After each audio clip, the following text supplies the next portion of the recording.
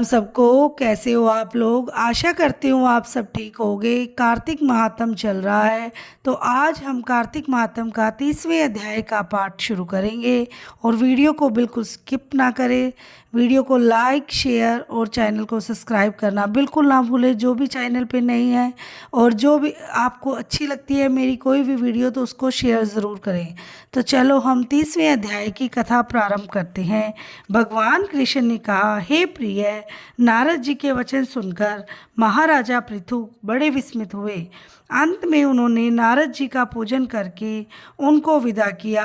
इसीलिए माघ, कार्तिक और एकादशी, यह 3 व्रत मुझे अत्यधिक प्रिय है। वनस्पतियों में तुलसी, महीनों में कार्तिक, तिथियों में एकादशी और क्षेत्रों में श्री कार्तिक मुझे बहुत प्रिय है। जो प्राणी जितेंद्रिय होकर इनका सेवन करता है, वह यज्ञ करने वाले मनुष्य से भी अधिक प्रिय लगता है। जो प्राणी विधि से इनकी सेवा करते हैं, उनके मेरे अनुग्रह से सब पाप दूर हो जाते हैं। भगवान श्री कृष्ण के वचन सुनकर सत्यभामा ने कहा, हे नाथ, आपने यह बात बड़ी आश्चर्यजनक कही कि दूसरे के लिए पुण्य के फल से कलह की मुक्ति हो गई। यह प्रभावशाली कार्तिक मास आपको अधिक प्रिय है कि जिसे पतिद्रोह का पाप केवल स्नान के पुण्य से ही नष्ट हो गया। दूसरे मनुष्य द्वारा किया हुआ पुण्य उनके देने से कैसे मिल जाता है, और यह आप मुझे बतलाइए। तब भगवान श्री कृष्ण ने कहा, बिना दिया हुआ पुण्य और पाप जिस कर्म द्वारा मिलता है, सो सुनो। सतयुग में देश, ग्राम तथा कुलों को दिया पुण्य या पाप मिलता था, किंतु कलयुग में केवल कर्ता को ही पाप और पुण्य का फल भोगना पड़ता है। संसर्ग न करने पर भी वह व्यवस्था की गई, और संसर्ग से जैसे पाप व पुण्य दूसरे को मिलते हैं, उसकी व्यवस्था भी सुनो।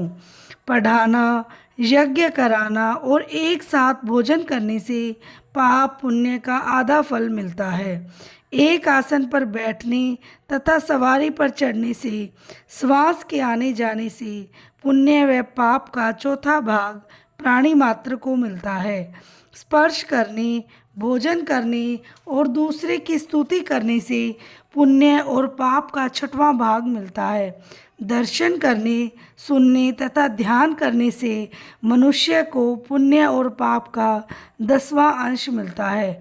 दूसरे की निंदा, चुगली और धिक्कार करने से उसका 7वां भाग मिलता है। पुण्य करने वाले मनुष्यों की जो कोई सेवा करता है, वह सेवा का भाग लेता है, और आप अपना पुण्य उसे देता है। नौकर और शिष्य के अतिरिक्त जो मनुष्य दूसरे से सेवा करवा कर उसे पैसे नहीं देता, वह सेवक उसके पुण्य का भागी होता है। पंक्ति में बैठे हुए भोजन करने वालों की पत्तल जो व्यक्ति लांघता है, वह उसे जिसकी पत्तल उसने लांघी है, अपने पुण्य का 6वां भाग देता है। स्नान तथा ध्यान आदि करते हुए मनुष्य से जो व्यक्ति बातचीत करता है या उसे स्पर्श करता है, वह अपने पुण्य का 6वां भाग उसे दे डालता है। जो मनुष्य धर्म के काम के लिए दूसरों से धन मांगता है, पुण्य का भागी होता है। ठीक उसी तरह जिस तरह की दान करने वाला पुण्य का भागी होता है। जो मनुष्य धर्म का उपदेश करता है और पश्चात श्रोता से याचना करता है कि वह अपने पुण्य का 6वां भाग उसे देता है। जो मनुष्य दूसरों का धन चुराकर उससे धर्म करता है, वह चोरी का फल भोगता है और शीघ्र ही निर्धन हो जाता है। और जिसकी धन चुराता है, वह पुण्य का भागी होता है। बिना ऋण के उतारे जो मनुष्य मर जाते हैं, उनको ऋण देने वाले सज्जन पुण्य के भागी होते हैं। शिक्षा देने वाला, सलाह देने वाला, सामग्री को जुटाने वाला तथा प्रेरणा देने वाला, यह पाप और पुण्य के 6ठे भाग के प्राणी हैं। राजा के पाप पुण्य के षष्टांग का भोगी होता है। गुरु शिष्यों का, पति पत्नी का, पिता पुत्र का, स्त्री पति के लिए, पत्नी का पिता पुत्र का, स्त्री पति के लिए पुण्य का छठा भाग पाती है। पति को खुश करने वाली आज्ञाकारी स्त्री पति के लिए पुण्य का आधा भाग ले लेती है। जो पुण्यात्मा पराये लोगों को दान करता है वह उनके पुण्य का छठा भाग प्राप्त करता है। जीविका देने वाला मनुष्य जीविका ग्रहण करने वाले मनुष्य के पुण्य के छठे भाग को प्राप्त करता है। इस प्रकार दूसरों के लिए पुण्य अथवा पाप बिना देने के भी दूसरे को फल मिल सकते हैं, किंतु यह नियम जो कि मैंने बतलाए हैं कलयुग में लागू नहीं होते। कलयुग में एकमात्र कर्ता को ही अपने पाप व पुण्य भोगने पड़ते हैं।